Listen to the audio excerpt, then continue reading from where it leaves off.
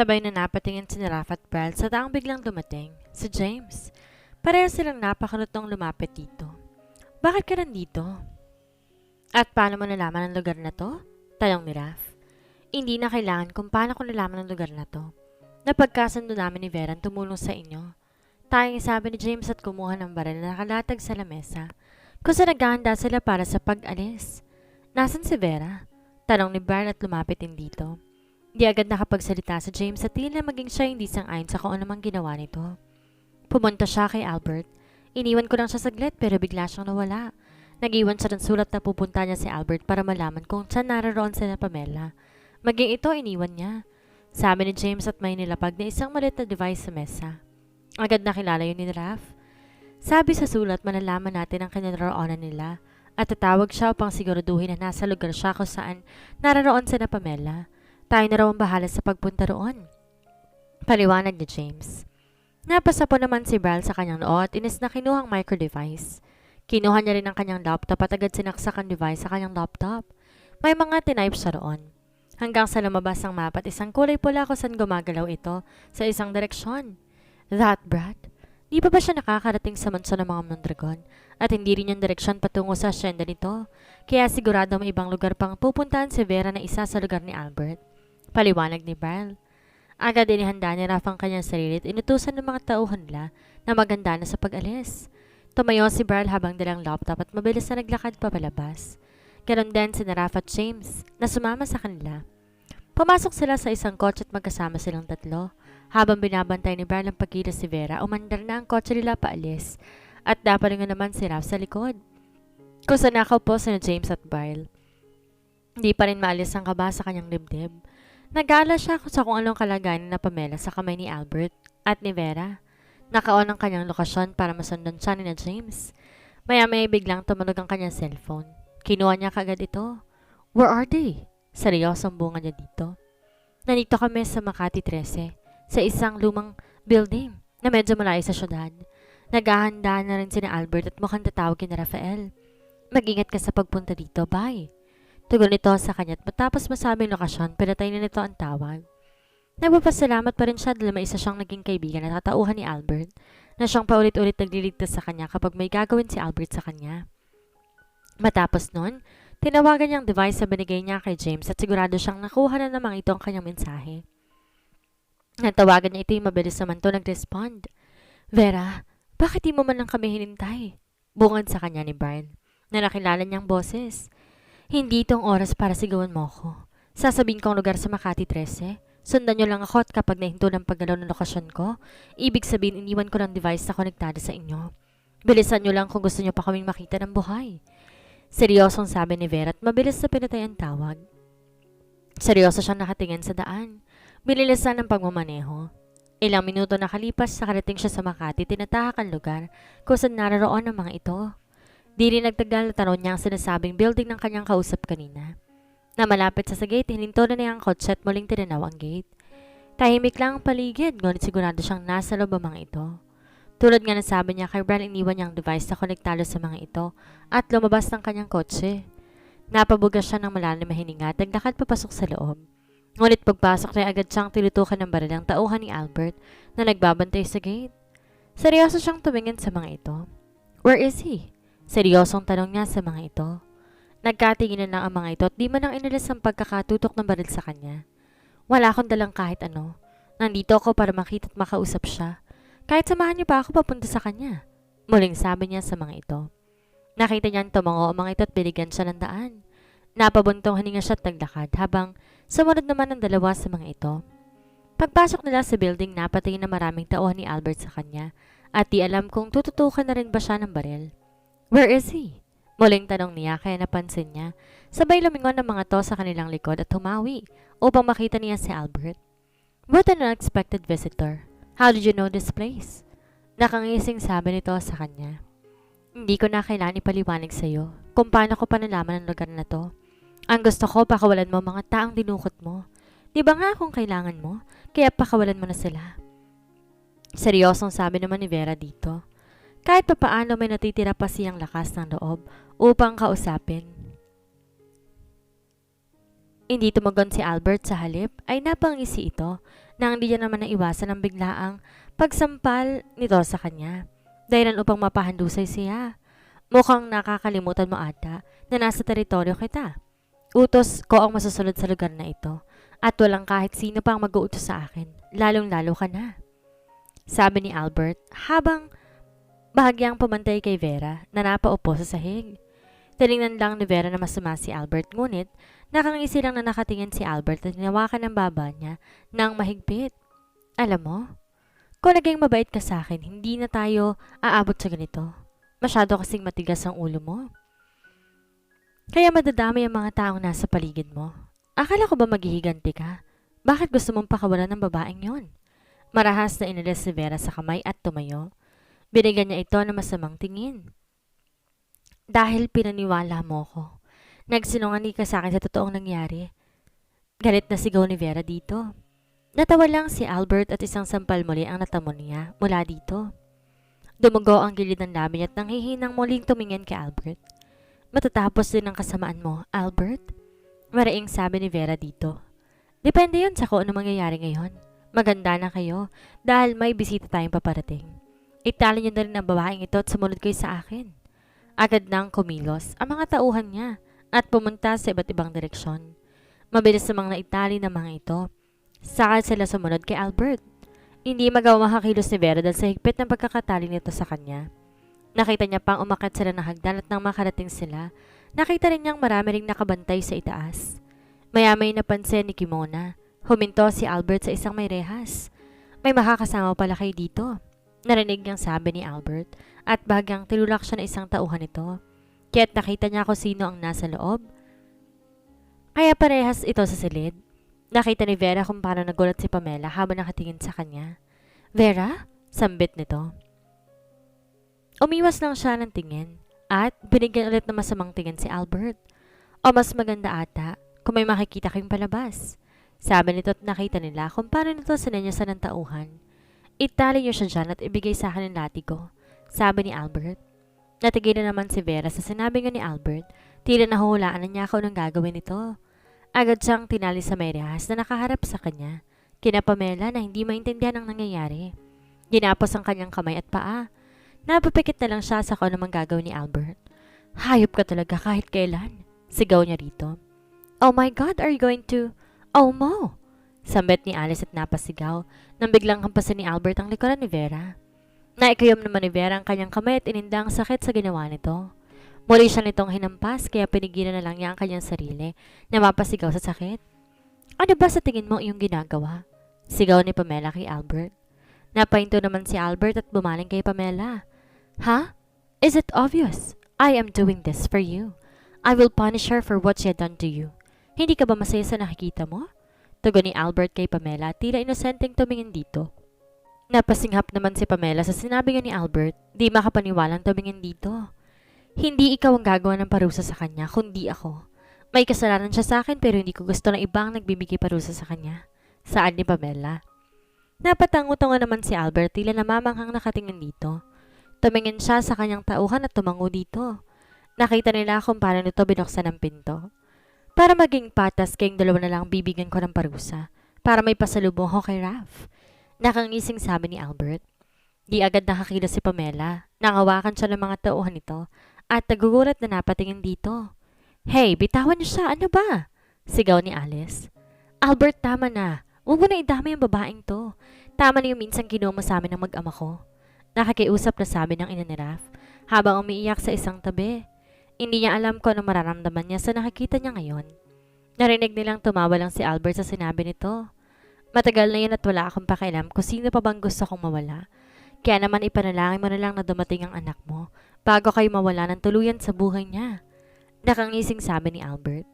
Hinilan ng kanyang tauhan si Pamela upang lumabas at bahagya pang humabol si Alice para pigilan to. Ngunit tinulak lang siya pabalik sa loob. Huwag mong sasaktan si Pamela. Wala siyang ginawa sa'yo kaya bakit mo siya ginaganito? Kung may kasalanan ang Vera na yan sa inyo, huwag ka naman dami pa ng iba. Galit na sigaw ni Alice dito. Napatingin naman si Albert kay Alice at binigyan to ng kakaibang tingin. O gusto mo rin bang maging katulad sa kanila? Maaari ko yung mahalaga ka kay Brian. Pero mas magandang masasaksihan niya kung ano man sasabitin nilang dalawa. Nakangising sabi ni Albert dito at bumaling kay Pamela na nakatali katabi ni Vera. Tinignan niya ang likod ni Pamela at pinagmasdan to. Mukhang hindi ka magsasawa si Raph sa'yo, lalo pat ganyan kaganda ang katawan mo. Siguro kung napagang pagkuha ko sa'yo, baka nakapagpakasasa na ako sa maganda mong katawan. Nakangising sabi ni Albert at bahayang hinawakan ang likurang bahagi ni Pamela kaya nagpumiglas si Pamela at nagbabaka sakaling makawala ang kamay nito. Hayop ka! Wag na wag mo akong hahawakan. Galit na sigaw ni Pamela. Stop that, Albert! Mariing sabi naman ni Vera. Bumaling si Albert kay Vera at bigla na lang inihampas ang latigo sa likuran nito na naging dahilan ng pagkapunit ng damit nito. Napapikit si Vera at ininda ang sakit mula sa hampas ng latigo ni Albert. Sinabi ko bang magsalita ka? Kasalanan mo ang lahat kaya huwag ka na magsalita pa. Seryosong sabi ni Albert at hinampas muli si Vera. Kaya't napapasigaw na rin ito sa sakit. Hindi namin makain ni Pamela. Natignan ang kalagayan ni Vera lalo na't nakikita na niya na dumugo ng likurang bahagi nito. Ilang beses pang inihampas ni Albert ng latigo si Vera hanggang sa magsawa ito at halos mawala naman ang malay si Vera at nanghihina na siya sa ginagawa sa kanya ni Albert. Di naman halos makatingin sina Alice at ina ni Raph sa nakikita.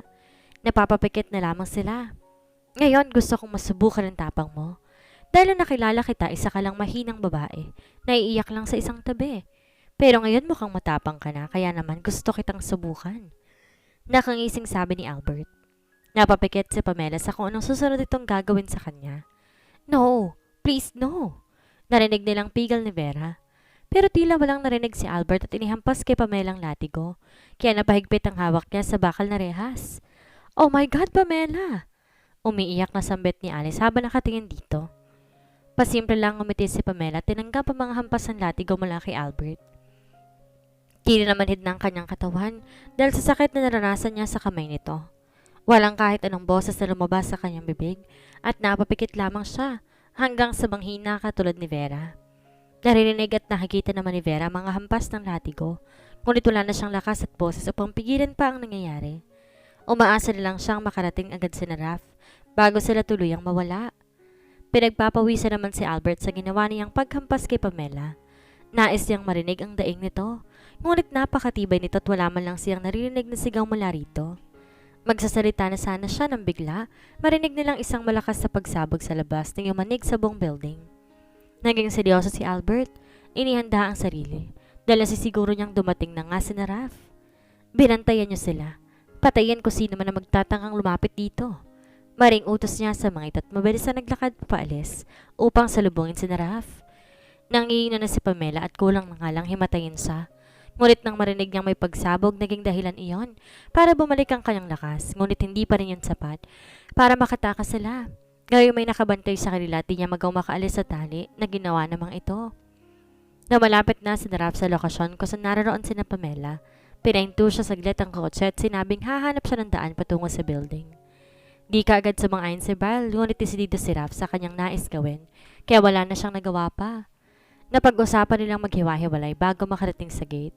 Sina Beryl nang bahala sa pagpasok nila sa gate, habang sina James na may nahanap rin ng daan para makapasa sa loob ng building. Ganon din si Raph, na dumaan sa kabila kasama ng ilang tauhan nito. Nung nasa gate na sina Beryl, inutusan niya ang isa niyang tauhan na pasabugin ng malaking gate. Ginawa naman yun ng kanyang tauhan at naghagis niya ng 2 granada. Kasunod ang malakas sa pagsabog. Sinundan agad nila to ng magkakasunod na putok ng baril at ang ilan niyang kasama ay nagsimula ng pumasok sa loob habang nagpapaputok. Narinig niyang nagpaputok na rin ang tauhan ni Albert. Mabilis sa naging kilos nila hanggang sa nagtago sila sa gilid ng building. Naghiwa-hiwalay sila ng kanyang kasamang tauhan at sinubukan dumaan sa kabila. Agad niyang pinaputokan na nakakasalubong niyang tauhan ni Albert. Narinig niya rin ang mga putok ng baril sa iba't ibang panig ng building at nasisiguro niyang nakahanap ang daan si Raph at James para makapasok. Ngunit mabilis ang kilos niya para mahanap ang kinaroroonan ni Pamela.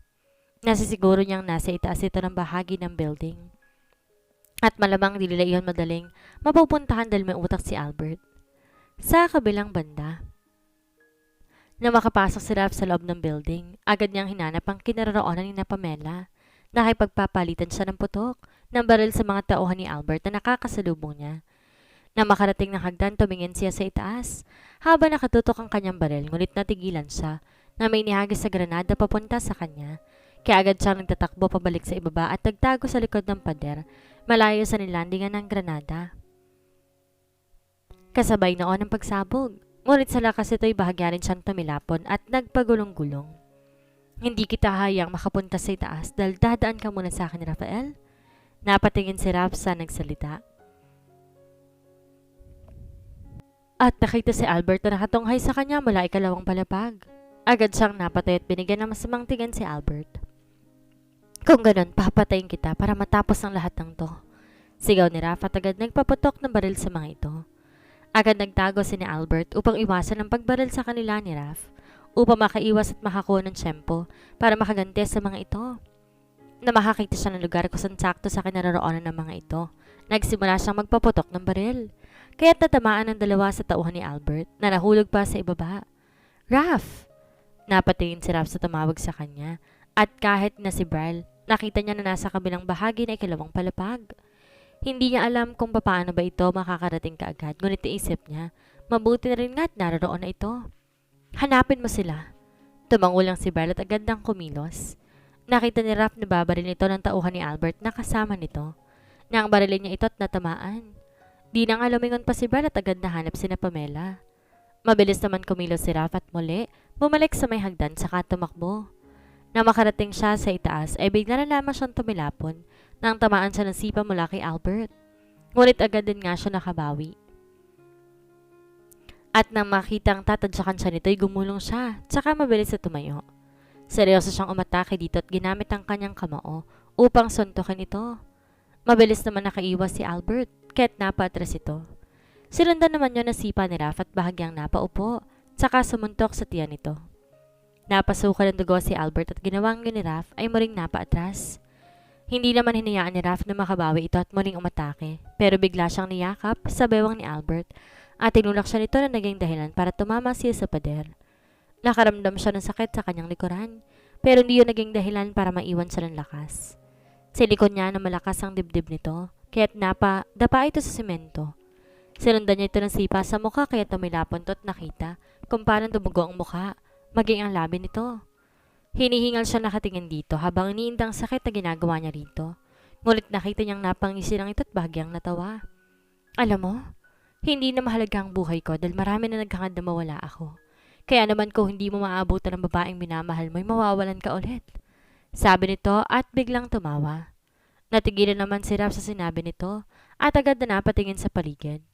Nasaan sila? Saan mo sila ikinulong? Galit niyang sigaw dito at sinipa ito sa may dibdib. Kaya't napaubo ito ng tugo. Ngunit hindi man lang tumagon sa kanyang sinabi at napangisi pa rin. Kaya naman sa galit niya itinadya kanya ito bago to iniwan para hanapin sila Pamela. Pamela, Mom! Tawag niya sa mga ito habang mabilis binubuksan ang mga silid at nagbabaka sakaling makita kagad niya ito. Ngunit wala siya makita at muntik na siyang mawala ng pag-asa. Kung hindi niya lang narinig ang mga iyak sa kabilang pasilyo. Mabilis siyang tumakbo patungo doon ngunit malayo pa lang, napahinto siya na matanaw si Bern at tila may inaalis na babae na nakatali sa rehas. Nanlaki ang kanyang mga mata at agad tumakbo patungo dito. Pamela! Tawag niya na makalapit siya. Nakita niyang nakatali sa may rehas si Vera at Pamela. Parehong walang malay. Anak, bilisan mo. Pakawalan mo na agad si Pamela. Kanina pa sila walang malay ni Vera. Narinig niyang sabi ng kanyang ina. Agad naman siyang kumilos si Rafa at agad dinala sa mga tali ni Pamela sa kamay. Nakita niyang nagdurugong likuran nito. Bakas ang latigong inihampas kanina ni Albert. Na makawala na ito sa tali, niyakap niya ito. Pamela, wake up. I'm here, wake up, baby, please. Naiiyak na sambit ni Raf, ngunit walang tugon mula rito. Kaya hindi niya mapigilang mapaluha habang yakap to. Maging si Vera walang malay na ngayon nilapag ni Bern upang buksan ang pinto na makalabas sina Alice. Sinipa niya yun ng paulit-ulit hanggang sa nasira ito at bumukas nga ang pinto. Mabilis naman lumabas sina Alice, akay-akay ang ina ni Raf. Dali na natin agad sila sa ospital. Baka maubusan sila ng dugo dahil sa ginawa ni Albert kanina. Kinakabang sabi ni Alice. Agad naman kumilos ang dalawang lalaki at binuhat ang mga ito upang madala kaagad sa ospital. Narinig pa rin nila ang palitan ng putok ng baril ngunit wala na silang panahon pa upang tuunan pa yun ng pansin. May tiwala naman sila sa mga tauhan nila. Na makaalis sila sa lugar, mabilis silang pumunta sa ospital. Samantala, nakita ni James na Raph at Brian na buhat-buhat sina Vera at Pamela palabas ng building. Susunod sana siya sa mga ito nang bigla niya makita si Albert na pasuroy-suri sa paglalakad at nagtatago sa gilid upang hindi mapansin. Biglang bumalot ang galit sa puso niya na makita ito, kaya agad niyang sinundan kung saan ito pupunta, hanggang sa napunta ito sa likod at napasandal sa pader. Nakita niya nakapikit ito at nang dumilat ay napatingin ito sa gawin niya. Natawa ito. Akala ko kung sino nang sumusunod sa akin eh. Ikaw lang pala? Napapailing na sabi ni Albert dito. Hindi kita mapapatawad sa ginawa mo kay Vera. Sinira mong buhay niya. Naging masama siya dahil sa iyo. Galit niyang sigaw dito. Narinig niyang tumawang muli si Albert at tila inaasar pa siya nito. Hindi ko na kailangan ipaliwanag sa iyo kung bakit ko siya ginanon. Dahil mukhang alam mo na naman ang lahat. Kaya wala na rin ako magagawa kung tatapusin mo ko para makaganti sa ginawa ko sa babae mo. Nakangising sabi nito sa kanya. Ikinasa ni James ang baril habang nakatutok dito. Marin siyang nakatingin dito at naghihintay sa kung anong gagawin niya. Kaya naman binaril niya ito sa hita na naging dahilan upang mapadaing ito. Sunod binaril niya ito sa may braso hanggang ginagawa niya iyon. Kusang tumuturo ang luha niya. Hindi dahil naaawa siya, kung hindi dahil alam niya na yon ang nais din gawin ni Vera. Paulit-ulit niya na binaril ito sa braso at hita. Habang iniinda nito ang sakit, saka lamang siya tumigil at tinapon na ang baril. Hindi kita papatayin ka agad dahil gusto ko magdusa ka sa ginawa mo. Ngunit kung mamalasin ka ngayon, magkita na lang tayo sa sunod na buhay natin. Mariing sabi niya rito. Saka naglakad pa alis at iniwan to. Gusto man niyang patayin agad to, hindi man lamang niya ginawa. Nais niya magdusa ito sa lahat ng ginawa nito, lalo na sa buhay ni Vera. Matapos noon, umalis na rin siya kasama mga tauhan ni Brian at Raph na nakaligtas sa pagsugod nila. Inalam niya ang kinaroroonan ni Brian kung sa nila dinala si Vera. Di pa nakakarating ang mga ito, ngunit sinabi lamang ni Brian kung saan silang ospital pupunta. Kaya sumunod na rin si James sa kanila. Mabilis na binuhat si Raph at Brian, sina Pamela at Vera papasok sa ospital. May sumalubong sa kanila at parehong nilagay sa stretcher sina Pamela at Vera papasok sa ospital. Ng emergency room, na makapasok naman ng mga ito, naiwan si Raph sa labas at naghintay. Lumapit naman si Brian kay Alice na nabigla pa matapos tong lumakap sa kanya. I'm sorry kung nadamay ka pa sa nangyaring ito. Sobra ako nag-alala na makitang hawak rin ni Albert. Wika ni Brian habang nakayakap kay Alice. Di man makasagot si Alice dahil sa kanyang pagkabigla ay nag-aalangan pa kung yayakap dito. Nang maramdaman niyang hinago dito ang kanyang likod, doon lang siya gumantay ng yakap at tumugon dito. It's okay. I was still in shock but I'm fine now. I'm just worried about Pamela. Tugon ni Alice at dahan-dahan kumala sa yakap nito. Napabuntong hininga si Brian at napatingin sa emergency room. Nakita nilang magkayakap ang mag-ina na bahagyang inaalo to ni Raph. Yeah, I hope they're fine. Ano pang ginawa ni Albert sa kanila? Tanong ni Brian. Naikayom ni Alice ang kamay at napabuga ng hangin.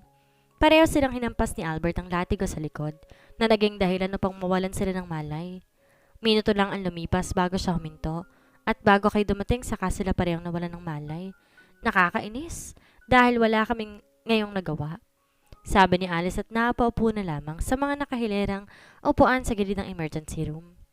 I know how you feel. Magiging maayos na ng lahat. Nakangiti ang sabi ni Belle at tinawakan ang kamay ni Alice. Ngumiti lang din si Alice sa kanya.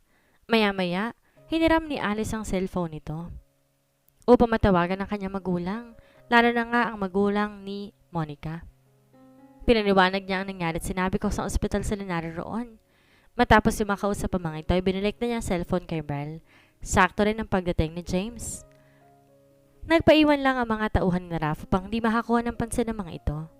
How are they? Tanong ni James sa mga ito. Nasa loob pa at di pa lumalabas ang doktor. Sagot sa kanya ni Brian.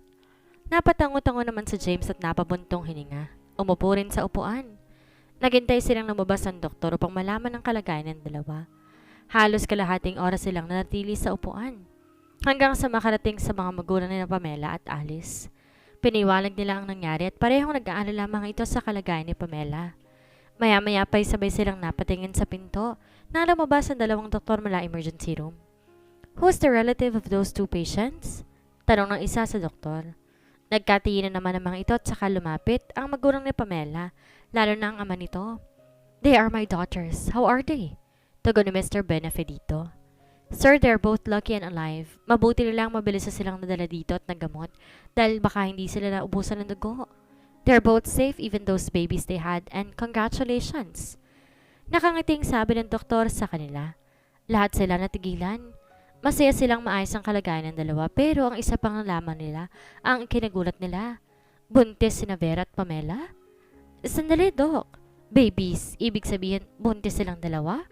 Paglilinaw ni Mr. Benefe. Umiti naman ng doktor sa kanila at tumango. Yes, they're both pregnant. Yung isa 3 weeks pregnant at mabuti nilang hindi ito naapektuhan sa nangyari ngayon sa kanya. Habang yung isa naman 1 month pregnant, yung medyo maiksi ang buhok. Well, dahil sa natamo nilang injury sa likod, di mo na sila po pwedeng tumihaya. Kaya humiga dapat nakatagilid lamang sila. We're still monitoring them for their recovery. Maya-maya ililipat namin sila sa private room para makita ninyo sila. Please excuse us. Sabi nito at gumiti. Bago sila tinalikuran. Naiwan naman silang di pa rin makapaniwala sa nalaman. Napatingin naman si Mr. Benefe kina Raph at James. Di niya alam pero may kutob na siya kung sinong ama ng dinadala ng kanyang 2 anak. Wait, bakit di sinabi ni Doc Morales na buntis pala si Pamela? Biglang sabi ni Raph sa gitna ng katahimikan nila. Napatingin naman si Beryl kay Raph. Maging siya'y nagtataka. Well, maybe dahil sa mga nakita niyang komplikasyon kay Pamela, di agad nakita na buntis to. O baka naman nakalimutan niyang sabihin sa atin. Paliwanag pa ni Beryl. Di na lang siya nagsalita pa dahil pakiramdam niya. May kung anong enerhiyang dumaloy sa buong pagkatao niya. Pakiramdam niya gusto niyang tumalon sa saya dahil sa nalaman niya. Ngunit agad din niyang napalitan ng pangamba at napatingin kay James. Kaya nagtamang palingan nilang dalawa. Bigla na lang nabuo ang tanong sa isipan niya na kung sino ang ama ng dinadala ni Pamela. Siya ba o si James? Matapos mailipat ang magkahiwalay na kwarto, sina Vera at Pamela, halos ayaw namang umalis ni Raph sa tabi ni Pamela. Inintay niya ito magising at nais niyang siya una makita nito kapag nagising. Iniyaan na lang siya ng mga magulang ni Pamela. Tila naiintindihan nito ang kanyang nararamdaman dahil naraman na rin nila kung anong meron sa kanila ni Pamela. Nakikita nila ang saya sa mga mata ni Raph habang nakatingin kay Pamela at nakikita rin nila kung gaano kamahal ang kanilang anak. Sa mga oras na yun, hinayaan na muna ni Beryl si Raph sa gusto niya at siya na ang kumilos para tugisin si Albert. Nalaman niya mula kay James na siya ang huling nakakita dito at sinabi rin ito kung ano ang ginawa niya kay Albert. Di naman nagreklamo si Beryl sa ginawa nito at naiintindihan kung ano ang nararamdaman ni James. Hinanap nila si Albert at nalaman nilang nasa isang ospital ito at nag-aagaw buhay dahil nasa natamo nitong mga tama ng baril. Nakita niya pa kung paano ito nahihirapan at naging tuwabian ito ng buhay. Nang makita niyang wala na ito'y napabuntong hininga na lamang siya. Siya na lang din ang nag-asikaso ng bangkay nito. Naipakremate niya upang itapon sa dagat at talagang ginawa naman niya. 2 araw lumipas, naunang nagising si Vera kaysa kay Pamela at pinaliwanag ni James dito kung ano nangyari kay Albert. Umiyak pa ito matapos yung malaman. Hindi dahil sa nasaktan siya kundi sa tuwa dahil sa wakas malayo na siya mula rito. Binigay naman na sa kanya ni Beryl ang lahat ng ari-arian na naiwan ni Albert at ang lahat ng inapunta sa kanya dahil nga asawa nito at siya na lang ang naiwan dito. Di naman alam ni Vera kung matutuwa siya pero naisip pa rin niya. Deserve niya ang lahat ng iyon na makuha ang dapat sa kanya. Higit sa lahat, nagulat din siya matapos sabihin ni James na buntis siya. Di maibsan ang tuwa ni Vera sa balitang yun at bahaga pa siyang napayakap kay James dahil alam niyang magiging magulang na silang dalawa. Nilalam naman niya ang nangyari kay Pamela at pinaliwanag din na James ang lagay nito. Maging ang pagbabuntis si Pamela na kigulat ito. Ngunit saglit lamang natatawa sa naging balita. Mabilis gumaling si Vera, ngunit naroon pa rin ang sakit sa kanyang likuran dahil sa sugat. Nalaman nilang nagising na si Pamela at nalaman na rin ito ang lahat na nangyari, maging ang pagbubuntis ito na kinagulat nito. Ngunit makikita pa rin ang tawa sa mga mata ni Pamela. Ninanais si Vera na makita at makausap si Pamela upang matapos ang kung anumang alitan nilang dalawa. Nais niyang humingi ng tao dito sa lahat ng kanyang nagawa. Kaya naman pinagbigyan siya ni James at pumunta sila kay Pamela. Na makapasok ay napatingin sa kanilang bisita nito na sinarap at ang pamilya nito. I just want to talk to Pamela. Pero okay lang kung nandito kayo. Para naman marinig ninyo ang pag-uusapan namin. Okay lang ba, Pamela? Sabi ni Vera dito. Napatingin naman si Pamela kay Raph na nasa tabi nito. Tumango lang si Raph at tinaplos ang pisngi ni Pamela at saka lumayo dito. Anong gusto mong sabihin? I know my mistake and I cannot take it all back for everything that I have done. I want to apologize even if you can't accept it. I was so wrong and I hope you can forgive me someday. Sabi ni Vera kay Pamela. Napatitig naman si Pamela sa kanya at nakikita niya ang senseridad sa mga sinabing iyon ni Vera. Napatingin siya kay James na katabi ni Vera. Ikaw, wala ka bang sasabihin? Sabi niya rito. I have a lot to say to you. I don't know if you want to hear it but there's something that I want to say.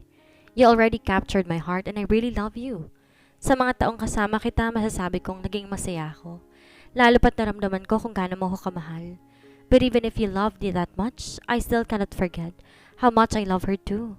We did a big mistake for entering your life and make it complicated. I'm really sorry for what we have done to you, Pamela. Malungkot na sabi ni James at bahagyang hinawakan ang kamay ni Pamela. Napatingin si Pamela sa kamay nito na nakahawak sa kanya na agad din namang binitawan ni James. Matagal bago tumugon si Pamela at napatingin pa sa taong nasa paligid nila. Nagtama ang paningin nila ni Raph at malungkot lamang itong umiti sa kanya. You know that I'm pregnant, but I know too who's the father. Kaya naman, ayoko umasa ka sa batang to dahil nasisiguro ko.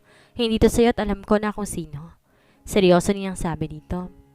Napatingin siya kay Vera na hindi halos makatingin sa kanya dahil sa kahiyang nararamdaman ito.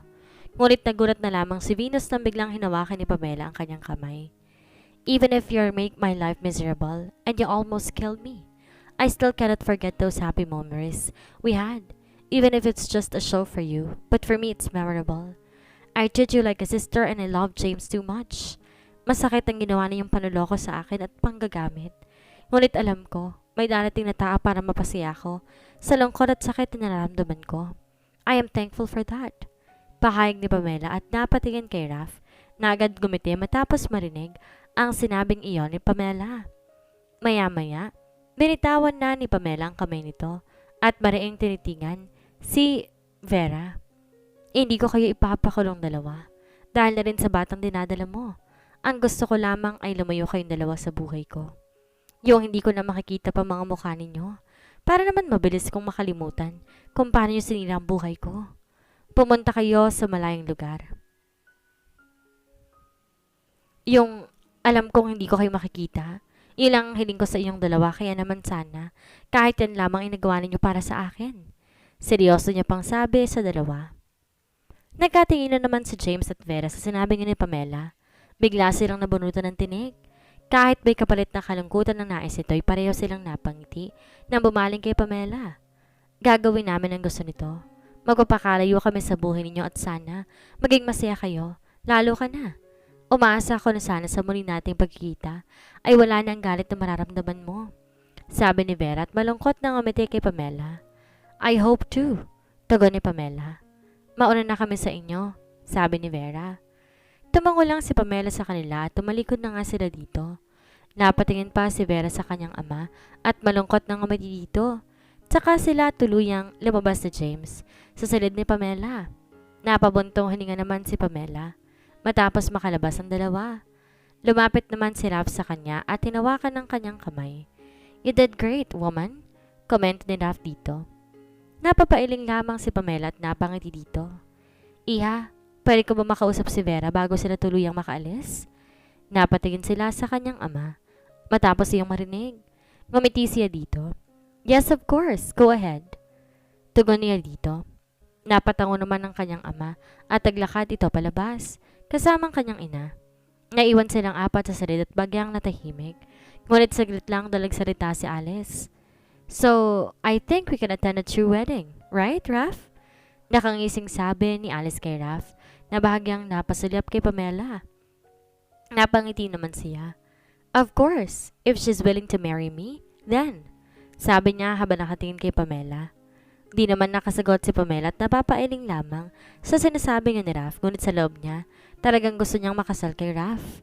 Yun nga lang ayaw naman niyang payagang agad siya. Mas gusto rin niyang porman lahingin ni Raph ang kanyang kamay sa harapan ng kanyang mga magulang. How about us? Are you willing to marry me? Maya-maya ay sabi ni Beryl kay Alice na bahagyang nagulat pa't napatingin sa kanya. What? Ha? Ano yon? Kasal agad kahit hindi pa naging tayo ng formal? Kalokohan mo. Tugon niya rito at bahagyang napairap. Wow! Hindi pa ba formal sa'yo? Yun sobrang nag-aalala ako sa'yo. Nahanda akong isugal ang buhay ko para sa'yo. Tila hindi makapaniwalang sabi pa ni Beryl kay Alice. Napakurotoo naman si Alice at inirapan ito. Pwede ba huwag ka masyado magdrama? Kung may gusto ka sa akin, dapat niligawan mo na ako. Isa pa, ayoko na may sabit kaya wag ako. Nakataas kiling na sabi ni Alice. Di naman nakapagsalita si Beryl at bahagyang natigilan. Sa huling sinabi ni Alice, agad din namang na-realize ni Alice kung anong kanyang sinabi kaya napatingin siya kay na Pamela na naguguluhan sa nangyayari sa kanilang dalawa. Napaismid siya. Mauna na ako sa inyo. Cuz, kakausapin ko pa si na Daddy. Magkita rin lang tayo at baka bukas ay pupuntahan kita dito. Bye! Maya-maya ay sabi ni Alice. Agad siyang tumayo at kumaway sa kanila bago lumabas ng pinto. Nagtataka naman si Pamela sa ikinikilos sa iyo ni Alice. Maya-maya ay tumayo si Beryl at nagpaalam na may nakalimutan siyang sabihin kay Alice. Kaya tahabulin niya muna ito. Kaya naiwan ang dalawa na bahagyang nagtataka sa nangyayari kina Alice at Beryl. Pakiramdam nila'y parehong may tinatago ang dalawa.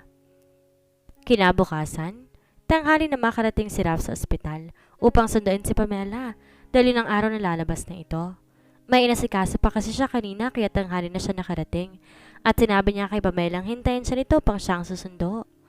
Nakangiti siya naglalakad patungo ng silid nito habang may dalang kumpol ng bulaklak para dito.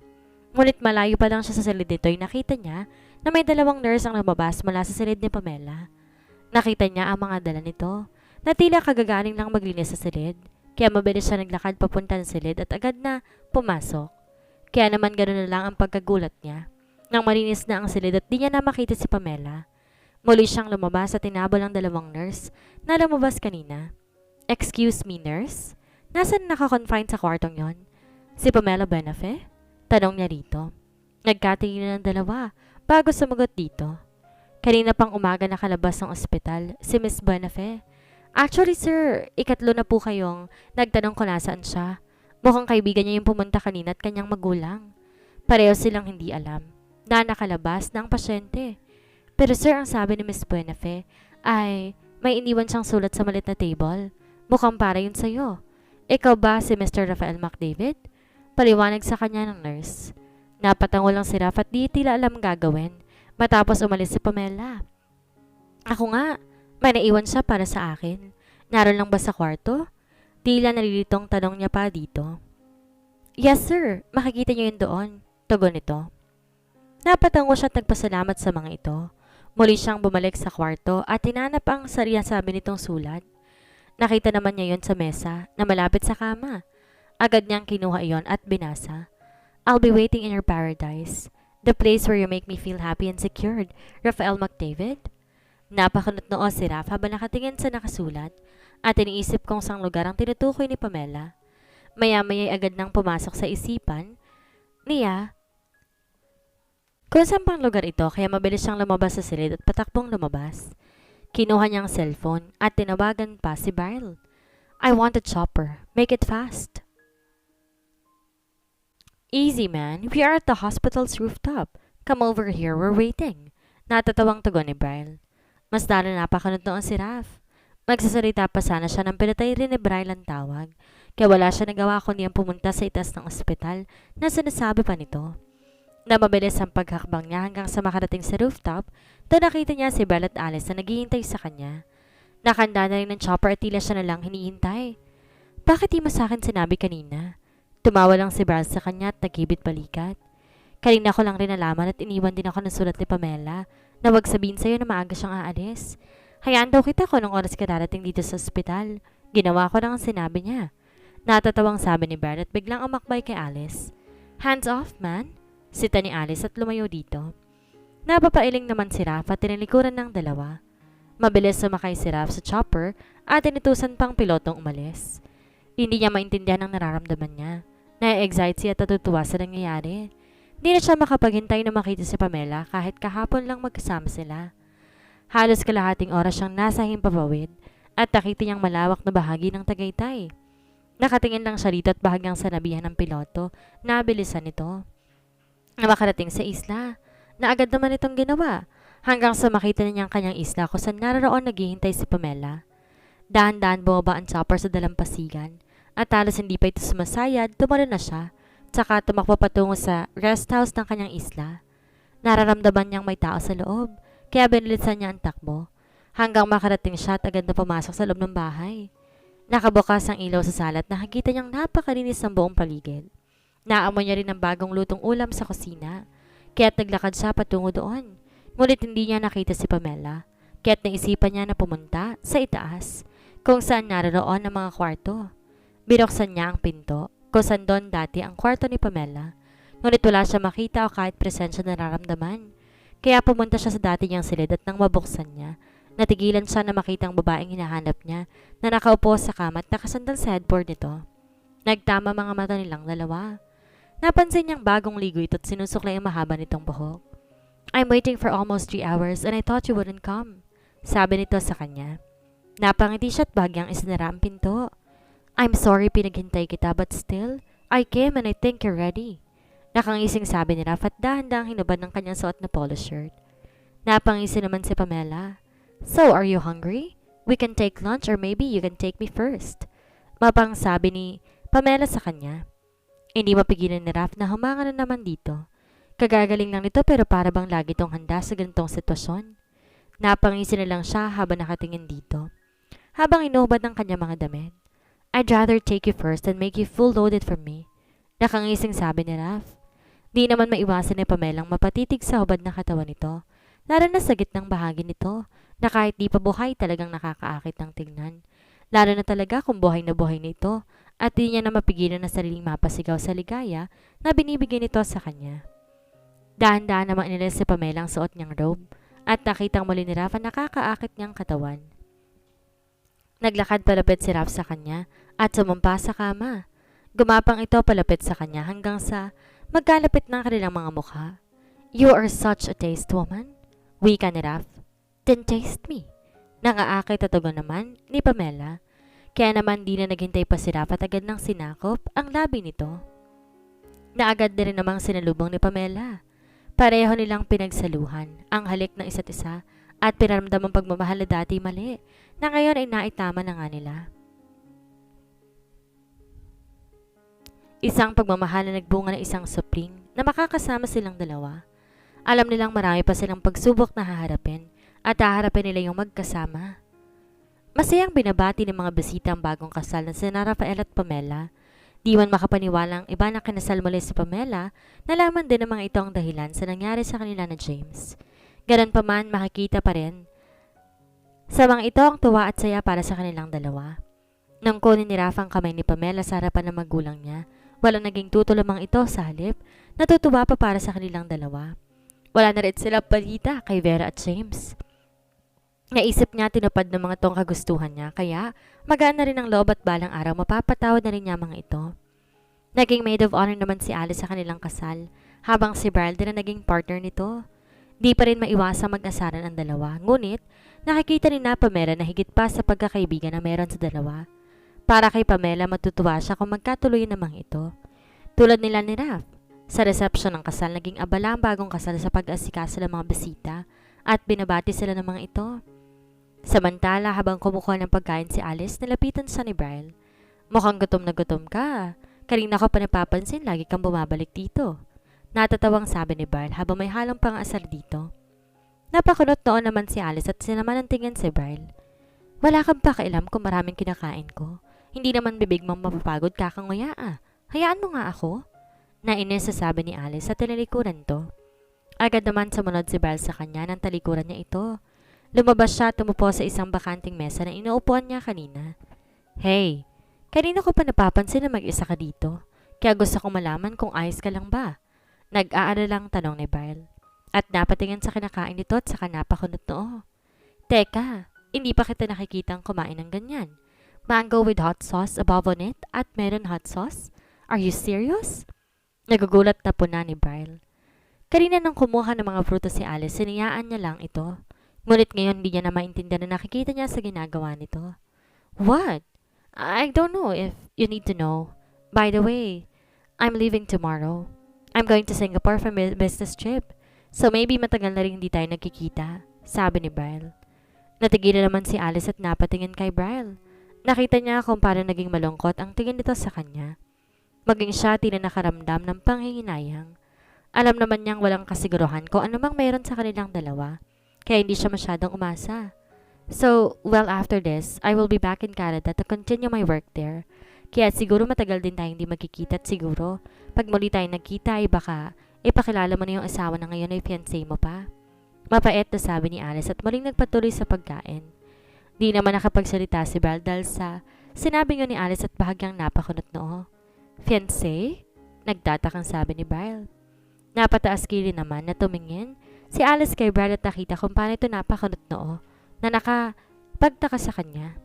Yes, I accidentally met your fiancé. What's her name? Ah, I remember. It's Cara. So after this, I hope you won't bother me again and stop following me. Seryoso niyang sabi kay Brad at napatayo upang iwan ito. Ngunit hinawakan ni Brad ang kanyang kamay na naging dahilan upang mahipahinto siya sa kanyang balak na pag-alis. Mula siyang napatingin dito dahil sa ginawa ni Brian. What? I just want to say that I mean it. Everything. The way we treat each other, the way we've been together. I really like you, Alice. Pag-amin ni Brian. Di naman alam ni Alice kung anong kanyang magiging reaksyon sa sinabi nga ni Brian. Tila ba hindi siya makapaniwala sa sinabi nito. Pasimpa siyang tumingin sa mga bisita at mabuti na nga lang wala nakapansin sa kanila. Maging si Raf at Pamela ang abala sa mga bisita. Binawi niya ang kamay dito at muling umupo. Seryoso siyang tumingin kay Brian. I mean it too. I like it too. But this is not right. You already have a fiancé and I don't want to be number 2. Ayoko makasira ng relasyon tulad na nangyari kay Pamela. Kaya hanggat maaga pa bitawan na natin ang isa't isa. Thank you for everything and let's stop. Seryoso niyang sabi at doon na siya tuluyang umalis. Naiwan naman si Barla hindi alam ko anong gagawin. O kung hahayaan niya bang umalis si Alice. Pinigilan naman ni Alice na tumulong luha niya dahil baka may makapansin sa kanya. Lumapit siya kay Pamela at pasimpleng pumulong dito na mauna na siyang umalis dahil medyo masama ang pakiramdam niya. Nag-aalala na namang tumango si Pamela at sinabing tawagan siya nito kung ano man ang mangyari. Kaya naman, matapos makapagpaalam ni Alice, umalis na siya at dumiretso sa kanyang sasakyan. Na makapasok siya, doon lang lumabas ang luhang kanina pa niyang pinipigilan. Napahawak siya sa kanyang tiyan at muling napaiyak. I'm sorry, baby. You came too early. I cannot introduce you to your father because he's already making his own family. Don't worry. We can survive this. We will. Sambit niya. Habang maraang hinahaplos ang kanyang tiyan at muling napatingin sa reception. Nakita niya pang lumabas si Brian, ngunit agad na rin siyang umalis upang tuluyan na makalayo dito. Alam niya sa sarili.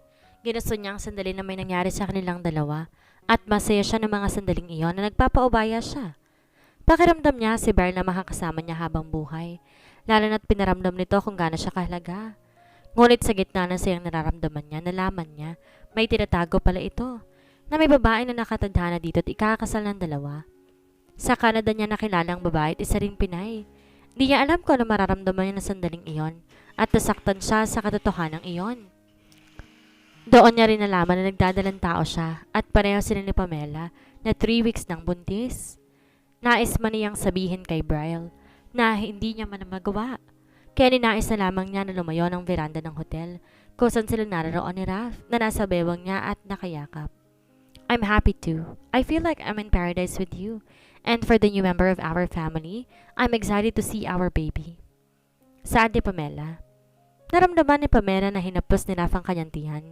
Hindi pa man ito halata, ay nararamdaman na niyang may laman ito at nagsisimula na rin siyang makaramdam na ang kakaiba sa kanyang katawan. Maging sa mga pagkain, naging mapili siya. I promise I will be a good father and husband for the both of you. I will protect and love you both. Masiyang sabi ni Raf. Humarap naman si Pamela kay Raf at inilagay ang dalawang kamay sa leg nito at saka ngumiti. I love you too, Raf. Thank you for coming to my life. Nakangiting sabi ni Pamela dito. Dinampian ni Raf ang halik ng labi ni Pamela at tinaplos ang kanyang pisngi. Let's go inside, sabi ni Raf. Napakalutoon naman si Pamela. Why? Kakalabas lang natin. Nagtatakang sabi ni Pamela. Nanlaki ang mga mata ni Pamela. at hinampas na lamang niyang balikat ni Raph dahil sa kapilyuhan nito. Ngunit agad lang din siyang binuhat ni Raph at pinasok na sa loob ng kwarto. Napasigaw na lang si Pamela at natatawa sa ginawang iyon ni Raph. Hindi may pagkakailang masaya silang dalawa dahil sa wakas nagkasama na sila at bubuo ng sariling pamilya. Dito na po nagtatapos ang kwentong pag-ibig ni Rafael at Pamela. Lubos po ang aking pasasalamat sa pagsubaybay sa mga kwento ni Ramea TV. Napakalaking tulong po nito sa amin at bawat like at subscribe ninyo at pakikinig. Sana po'y muli niyo akong samahan sa mga susunod pang kwento na ibabahagi ko sa inyo. Muli po, maraming salamat at palagi pong mag-iingat ang lahat.